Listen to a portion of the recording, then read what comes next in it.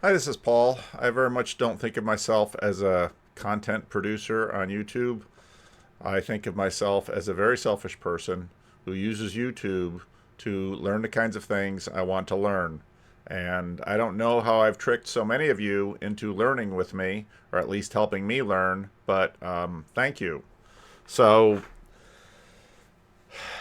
I made this video yesterday, now what, after the CRC, and as so often with my messy videos, I, just like they say with respect to a book, you write a book not to sort of share what you've learned, but in order to learn. And that's why I make videos. I was delighted to hear Sam tell Christian Baxter exactly the same thing. I find what I do here on YouTube just astoundingly helpful for me. In fact, in some ways, it's like therapy. I tell you things. I notice a number of times in the Freddie and Paul show, Freddie talks to his mom through the camera. The internet is a very weird thing, and I have to keep thinking about what exactly the internet is and why we divinize it and why, and the strange way that the internet is impacting us all. Maybe it's because it's a collective consciousness that we participate in, but only tiny grasps. Anyway, so I did this video yesterday, and I thought about the fact that probably part of the reason a certain element in the Christian Reformed Church, especially centered in Grand Rapids, but not exclusively there, is seeing Synods 2022 to 2024 as the death of their reality.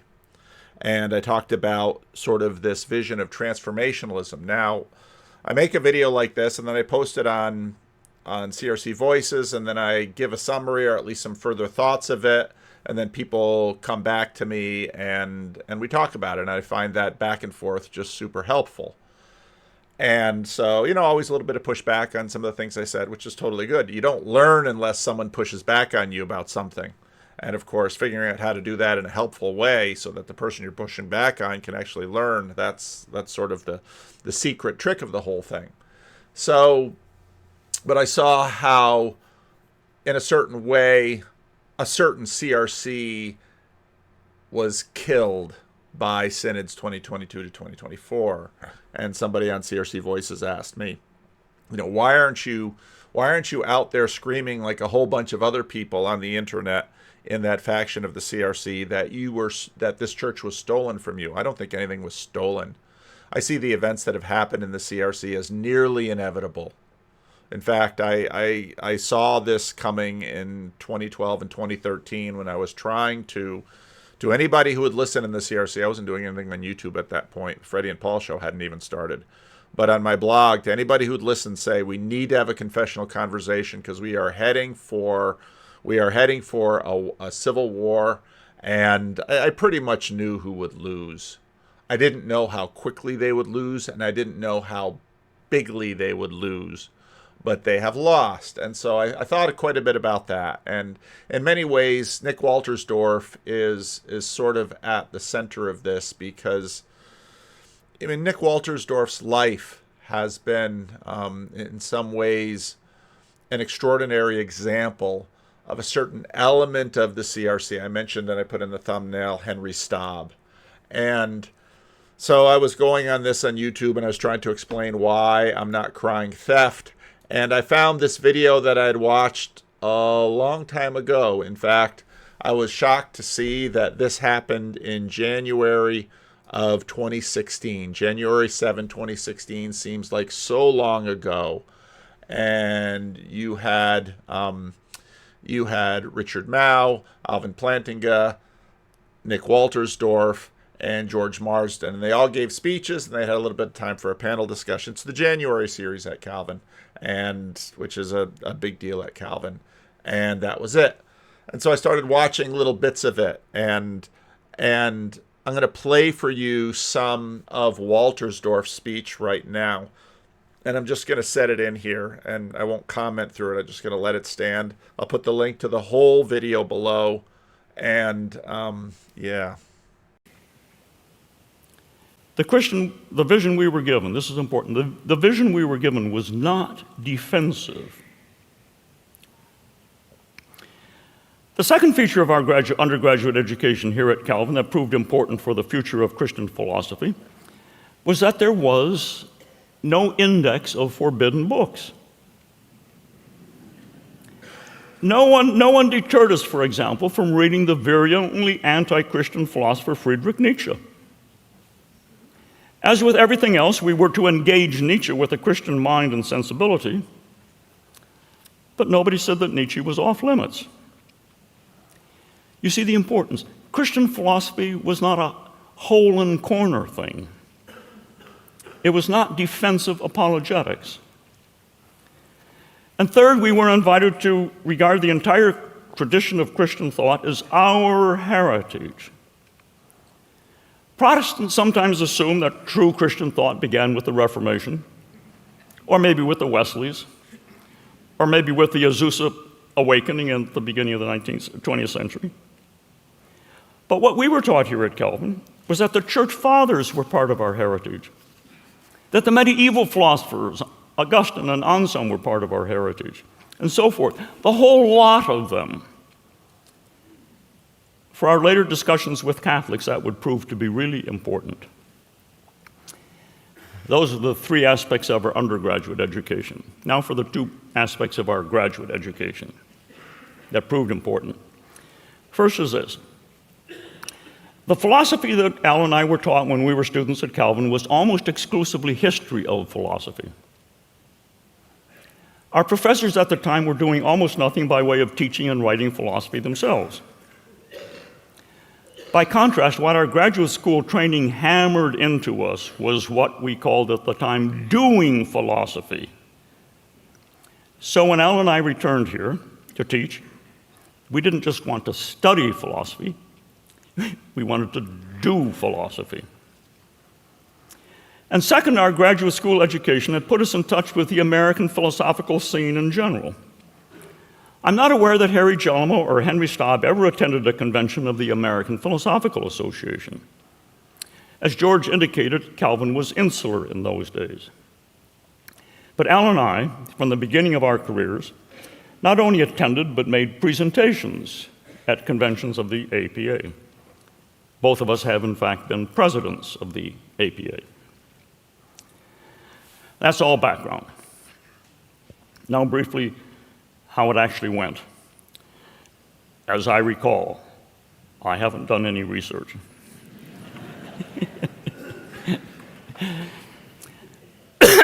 Shortly after I and Al were together here at Calvin, Al and I were together here at Calvin as professors, we and the other members of our department decided to meet every week to discuss something that we ourselves had written and distributed in advance. We always met on Tuesday afternoons. Rich joined us in the fall of 1968. And for the remainder of my career at Calvin, we met for 2 hours every Tuesday afternoon, often straight through the summers, and went page by page by page through whoever's paper had been distributed in advance. Any comments about page 1? No more comments about page 1? Then let's all move on to page 2. Who's got anything to say about page 2? And so it went. I think you can surmise that it was tough love. I want to say candidly that it was in those Tuesday meetings that I learned how to be a philosopher, and in particular, how to be a Christian philosopher. Al and I knew philosophers at Notre Dame. So sometime in the late 60s, the idea emerged of the Calvin philosophers getting together every now and then with the Notre Dame philosophers to discuss philosophy. You see, we thought of our Catholic colleagues as co-workers in the project of Christian philosophy. So for some years, I don't remember how many, we met twice a year, alternating between meeting here at Calvin and meeting at Notre Dame. And as I recall, it was from those meetings that there emerged the idea of opening up our discussions to others than just Calvin faculty and Notre Dame faculty by forming a society of Christian philosophers. Others were brought into the discussion, I think especially of the late Bill Alston and of the two Adams, Bob and Marilyn Adams. The society was officially organized in 1978, and it took off it took off. I had the sense of a dam bursting and of a river surging forth. The society is wonderfully ecumenical in its membership. The only requirement for membership being that one declare that one is a Christian. We didn't think that in the modern day and age there would be all kinds of people not Christians who would want to be members of the society. Very ecumenical. Nonetheless, I think I can safely say that the two dominant traditions of thought are the Reformed and the Catholic. Let me close by saying that I feel enormously privileged and deeply grateful to have been a participant in this remarkable development, and to have taught here at Calvin for a good many years with these three dear friends and with many others like them. Calvin College remains an exceptional institution. In my judgment, it is easily the best of the Christian colleges, and it ranks, I would say, among the very best of the liberal arts colleges generally. Nobody else, for example, has anything like this January series. That said, those days were a golden era in the history of Calvin and in the history of Christian learning. It was in many ways here that the Renaissance began. Thanks. I hope you found Waltersdorf's speech as stimulating as I did. And as I listened to it, I very much thought of the elements that formed and shaped me. That sort of non-defensive Christianity that wouldn't necessarily be threatened by people who think differently, and hopefully a way to, in an appreciative manner, engage with people who think differently. I thought it was amazing, this little sort of Tuesday afternoon Inklings group that Nick Waltersdorf and Alvin Plantinga and later Richard Mao and others from the philosophy department had done. I thought it was amazing when he talked about that as a golden age. But that golden age is now a long ways in the past. And I mentioned that what I've been watching in the CRC for a very long time, when I was a missionary in the Dominican Republic, I came back to northern New Jersey in the early 1990s. And when I looked around at North Jersey in the early 1990s, and I remembered the North Jersey CRC community from the 1970s, I could tell that it was already in demographic freefall. And I would see that occur again and again and again in the Christian Reformed Church. And I've been watching it even in the 26 years that I've been in this classis in Central California. That includes in it the San Francisco Bay Area. Churches that when I got here were clearly already past their prime, but have now declined into churches that they're lovely little churches filled with lovely old people, very much like Livingstone's in the Bay Area, a little bit more money than Livingstone's, but nobody looking to them for a future. And I thought about how the conversations had moved on. And when I got to seminary in the 80s, the Christian Reformed Church was in the middle of its heated battle over women in church office. And while that was sort of seen as an existential battle in the Christian Reformed Church between the moderates, the transformationalists, and the confessionalists, and eventually, that was sort of brought to a pragmatic tie where, okay, we could have a local option. When I think about the ideals of seminarians in the 1980s, I was going off into world missions, and so I was a different cat. But many were looking at pastoral care as sort of the thing that real ministers are. Real ministers are people who know how to take care and so of other people, and so psychology was a very big deal. But in the 80s already, the church growth movement was building up steam. It hadn't really impacted the CRC. There were just whispers of it getting going. And then, of course, by the 90s, that would take hold. And a significant, you could begin to see this sort of this separation of the CRC from some of the transformationalists, because at least many CRC pastors began to realize that if the CRC was going to have a future, it would probably have to learn from the rest of the evangelicals. And so in many ways, come the 1990s, it was not Waltersdorf, Plantinga, Mao, and Marsden who were the most influential spotlight in the CRC. Their day had mostly passed. They were off into retirement by then or close to it. Mao, of course, would go on to be president of Fuller Seminary, but it would be Bill Hybels.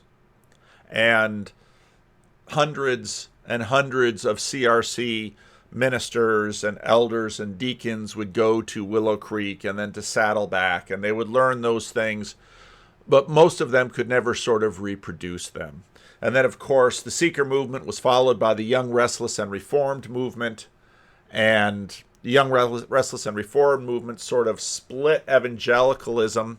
In many ways, you sort of had your first split off towards the main line with, again, Nadia Bolz-Weber and Mark Driscoll in some ways, and of course Rob Bell out there too, are in some ways, these are the lights from the emergent movement. So you have the birth of the Young, Restless, and Reformed.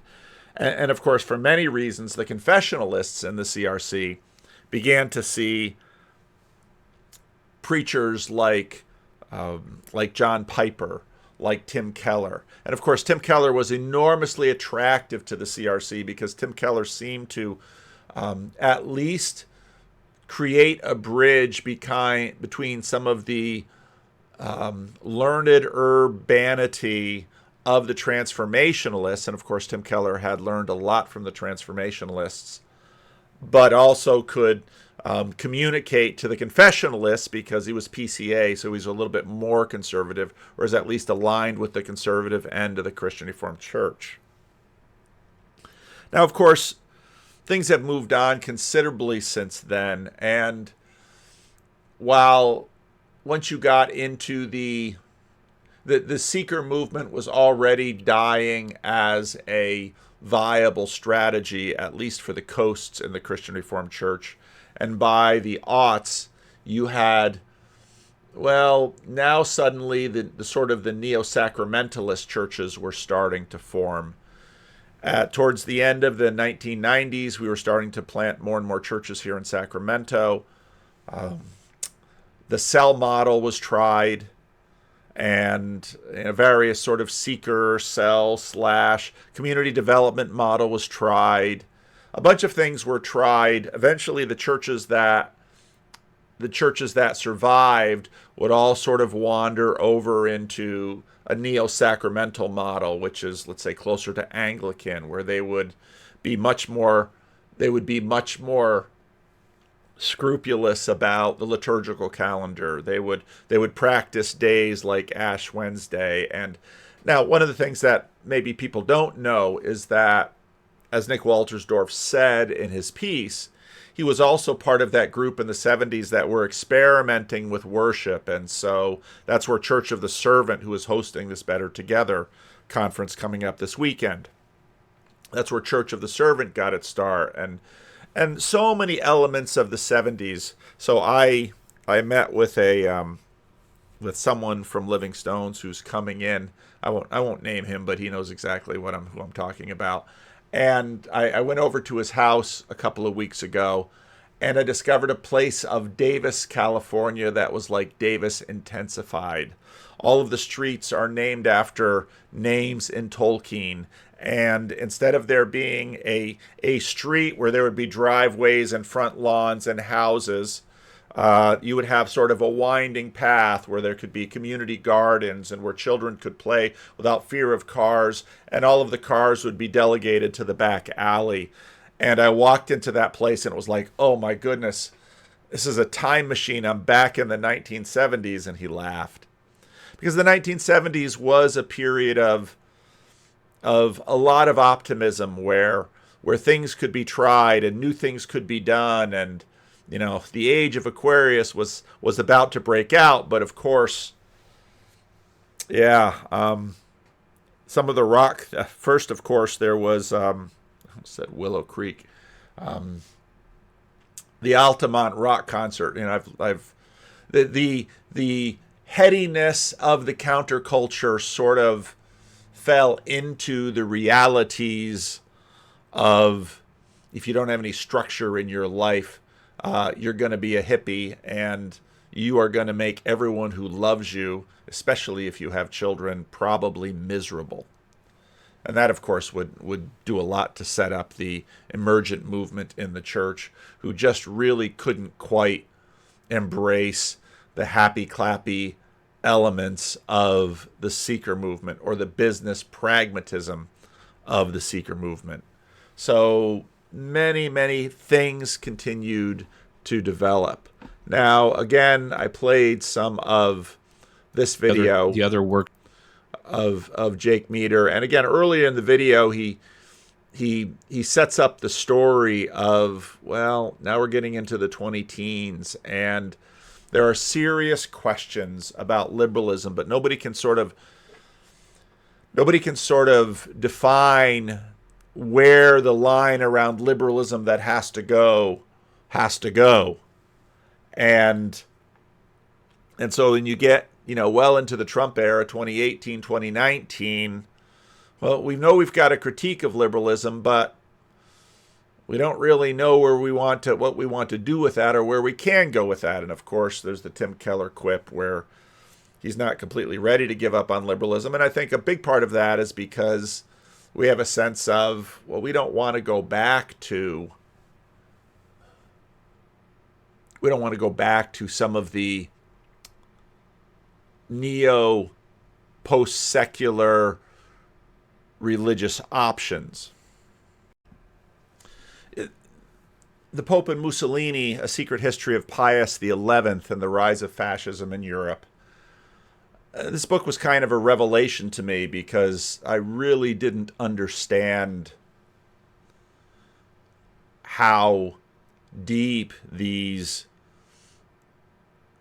struggles over liberalism are. Now, of course, this is the papacy in the middle of the 20th century was continuing to run their resistance movement to liberalism, and hoping that maybe somehow someone like Benito Mussolini could be shaped into the right kind of ruler, where the Roman Catholic Church could regain, at least maybe starting in Italy, so much of what they had lost. And the whole thing proves to be just an enormous catastrophe. I know a bunch of you didn't like the those books that I read, and so I'll read a Jesuit on the history of the papacy. Okay, John O'Malley. I've enjoyed his books on Vatican I and Vatican II, and so he's been tremendously fun to read on the history of the papacy. I have so much to learn. His chapter on Constantine was another revelation. Constantine, the 13th apostle. Constantine was not a pope, but the Roman emperor from 312 to 337.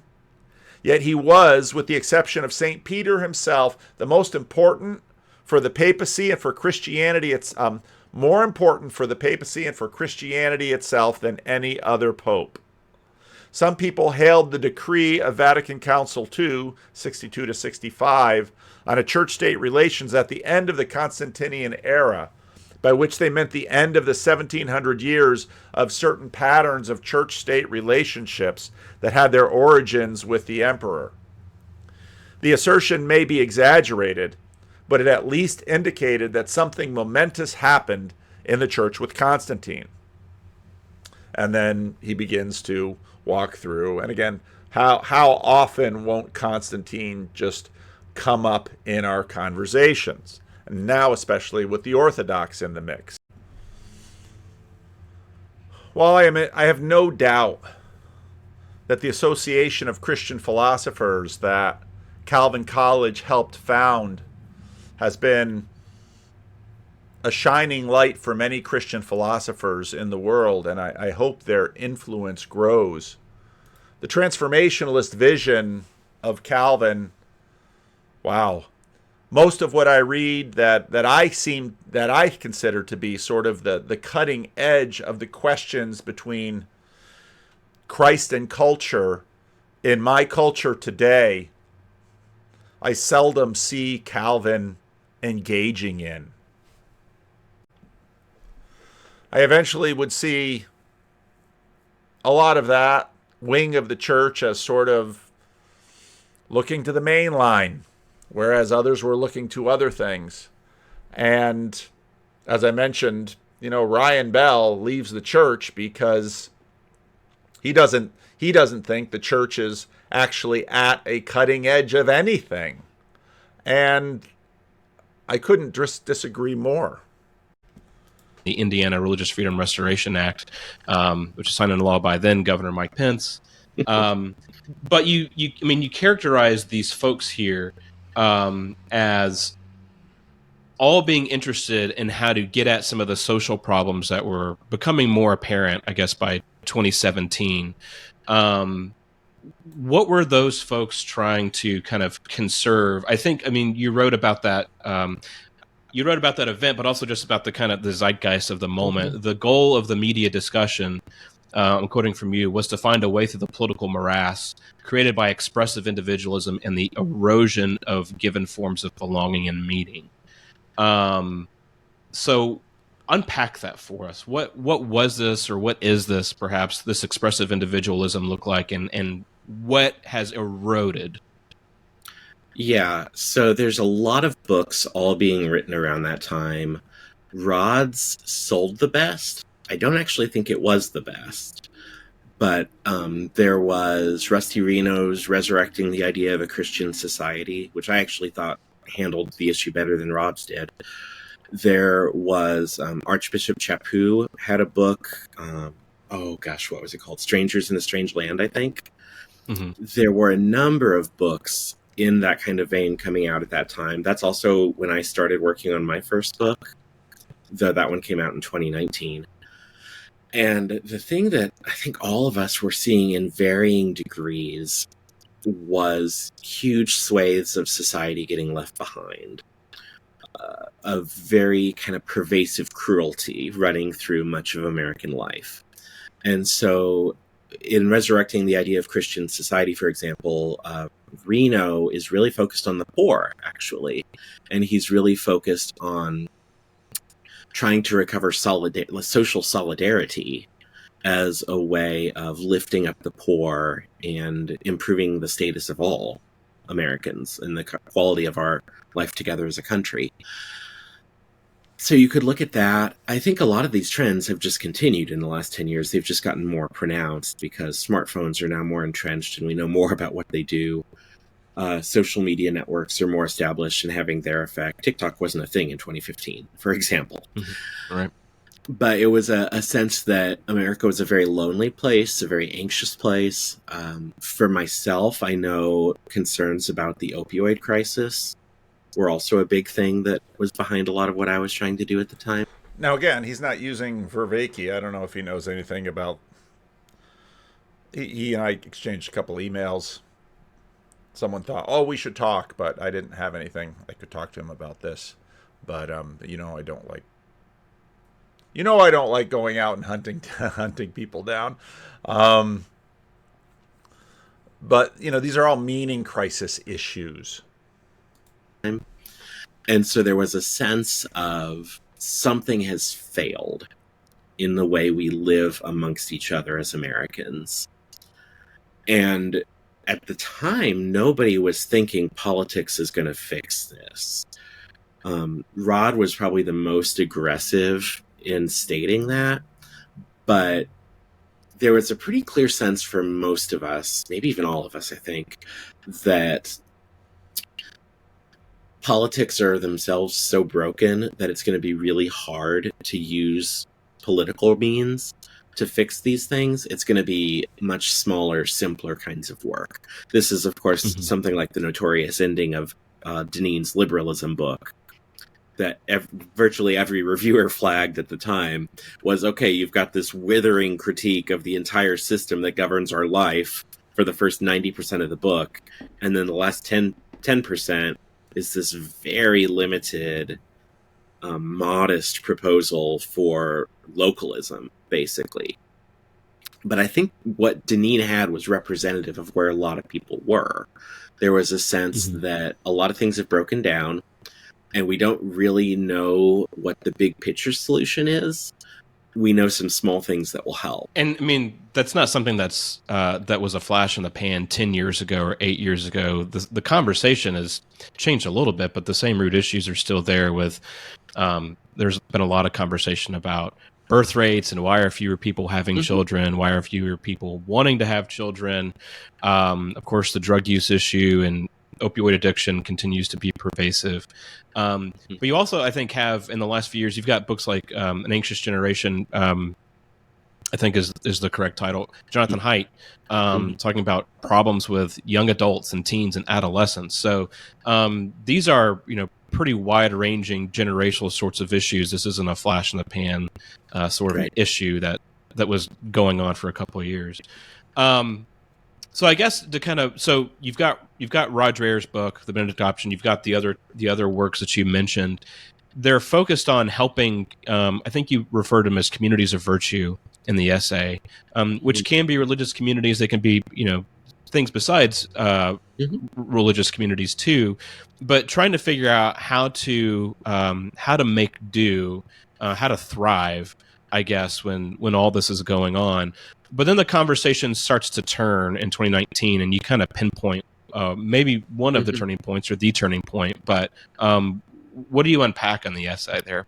Yeah, I think the turning point really was 2019 for me, because I remember even as late as I think it was late summer 2018, we had an event out at Fox Hill, Bruderhof, where Plow is published. And we had, I think... And for those who aren't familiar, Bruderhof, can you unpack that a little bit for folks? It's a radical Anabaptist community that lives from a common purse, so they don't have private property. They've adopted vows of nonviolence, obedience to the community.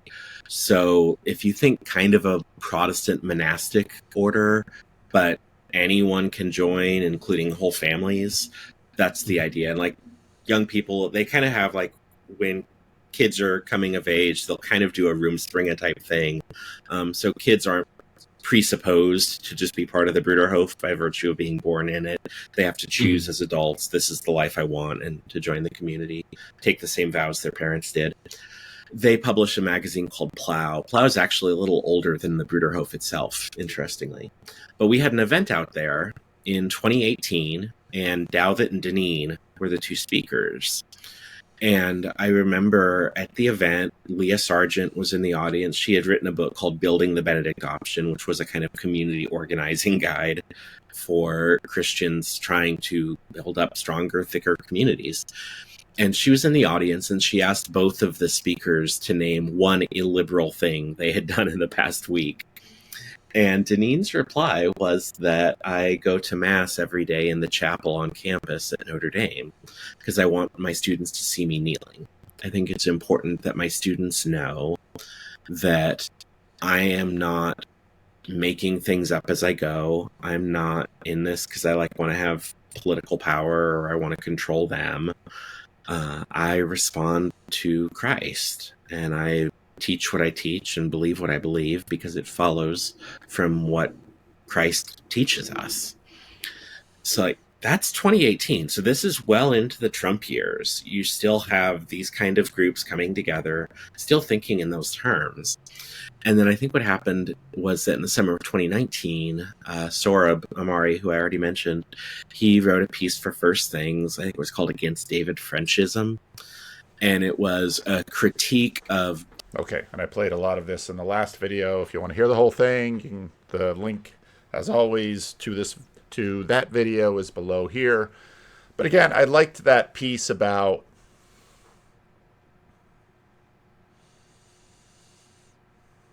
what's the most illiberal thing that you've done? I go to mass daily. And I think in many ways that's where the conversation went. And I don't know that the conversation went there in the CRC. And you got Deneen at Notre Dame. So, but of course, these four horsemen were a little earlier. And none of this is to take anything away from them.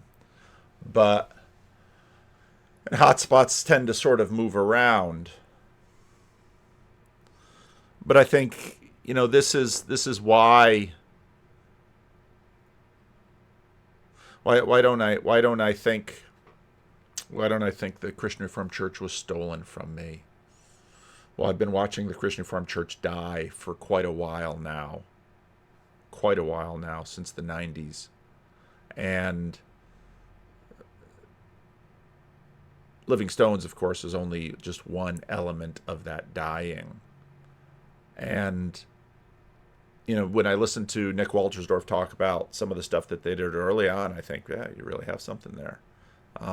And I wouldn't continue to do what I do now with this little corner or with Estuary without thinking that in some way these things are elements of the new future. Now, again, it's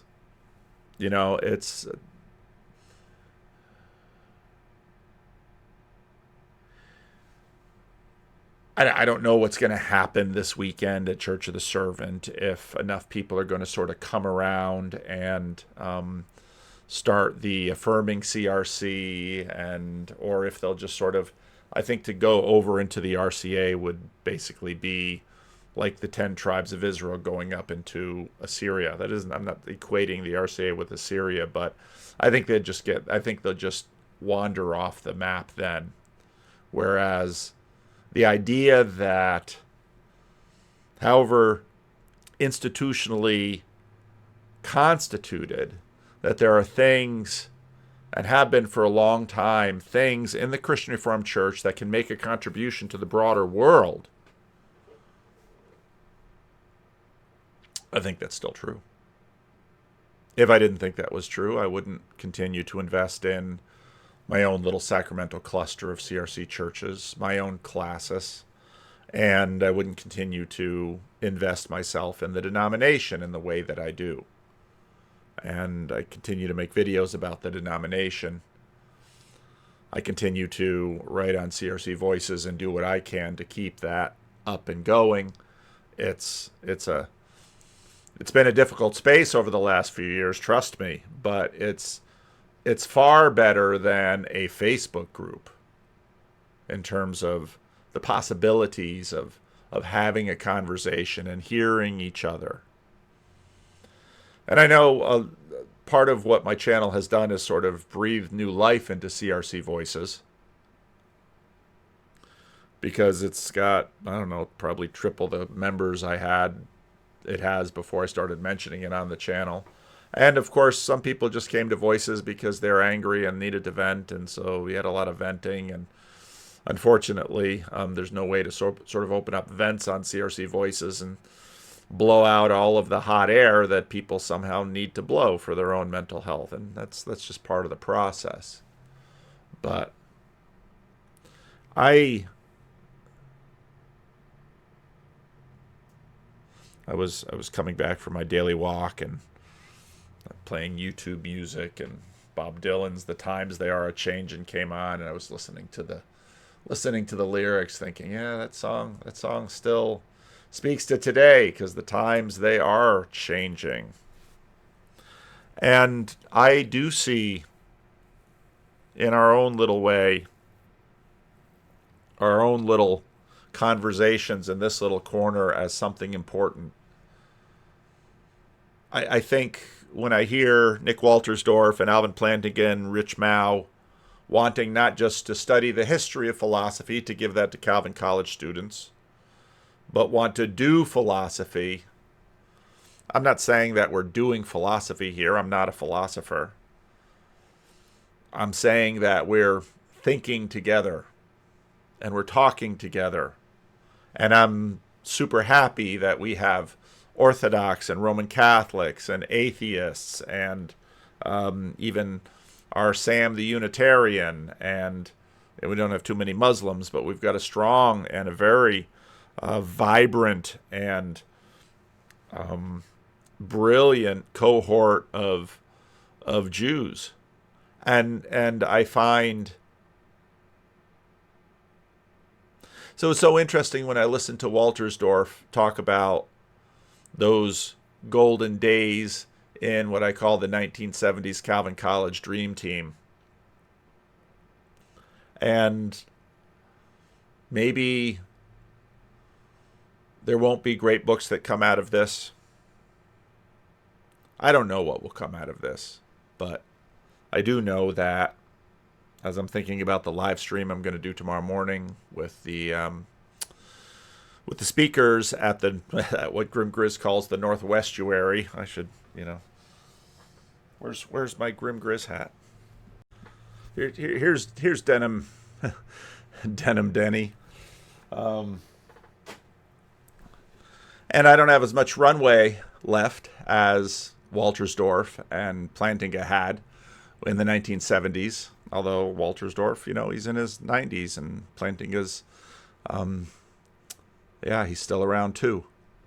I think all of them on stage are around. In fact, when we were putting together the Chino conference, and Vendange asked me who should be the fourth besides myself and Vervaeke and Peugeot, I wanted Rich Mao, but Rich couldn't do it.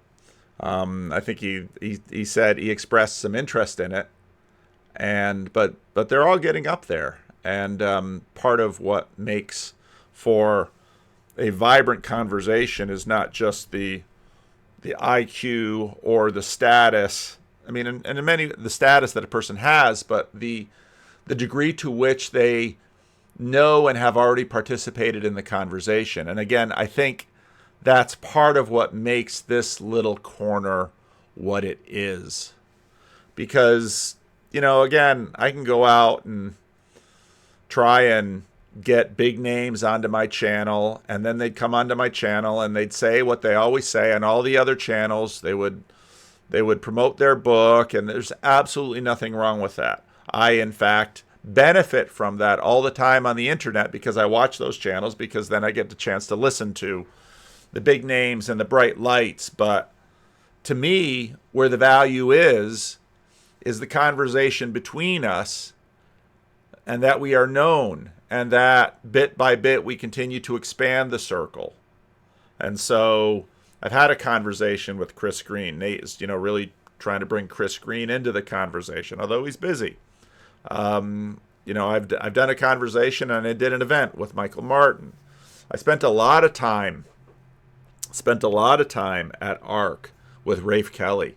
And in fact, if there's one thing that I would say would strengthen the corner, it would be that more of us have more time to spend off camera just together. So I am now considering, I have nothing to announce yet, not a date, but I'm considering doing again what I did, was that 2018 or 2019 in my sister's place in Thompson, Connecticut, and it'll be super limited. There'll probably only be 12 or max 20 spots. And we're just going to spend 2 days of estuary. We're just going to sit there and have conversations. We'll do estuary for a couple hours, then we'll take a break, have a meal, look at our chickens, walk in the beautiful Thompson, Connecticut countryside, come back, talk some more. I don't know if I'll have to figure out how to have, maybe some people come from one day, some people come for another day. I don't know how we'll do it. But I really do think that what I heard Nick talking about there, and when you think about, where the Benedict option, some of the ideal and dream that they strove for. Now again, when you look at Christians, part of what made the golden age of Christian Reformed philosophy at Calvin College the way it was the insular days earlier that forced people to know each other and to have those friendships and relationships. And I think Tolkien really gets at that in The Lord of the Rings, because at the heart of the success of the mission of the Fellowship, and then Frodo and Sam, is the friendship between them. And the difficulty that we have is that we have Dunbar numbers and we can't be friends with everyone. But if we can have networks of friendship and networks of knowing and networks of thinking together, and not just thinking and talking, but to the degree that it's possible, bending the knee and praying together. I do not. Part of what I saw happen is that everyone went to politics. And I've been around politics enough to know it's not going to solve anything. Politics is downstream from culture, and religion is always and politics is now. And so it has to begin someplace else. That's enough for now. Sorry for all the short podcasts. I just don't have the time. And that's, I look back into 2017, 2018, and then even during COVID, I just had more time because of COVID and isolation, and you couldn't go places and you couldn't get in places. And who knows where this goes. I'm not finally anxious about the Church of Jesus Christ, because Christ is the head of his church. And I believe God is large and in charge. And part of the real benefits of being a Christian is optimism. That you believe that despite all of the stuff that goes on, God is large and in charge. So I have no idea what happens to the Christian Reformed Church in the next 5 years. I don't even know what happens to Living Stones in the next 5 years. But I'd lie if I'd say there aren't days that I am anxious, but most of the time I am not anxious at all. And some of what I think Nick really pointed to in that talk is still deep in there among us. And I see it in my colleagues that have, to the degree that they can, sort of sidled up to this space and participate in it. And I am optimistic. So leave a comment. Let me know what you think.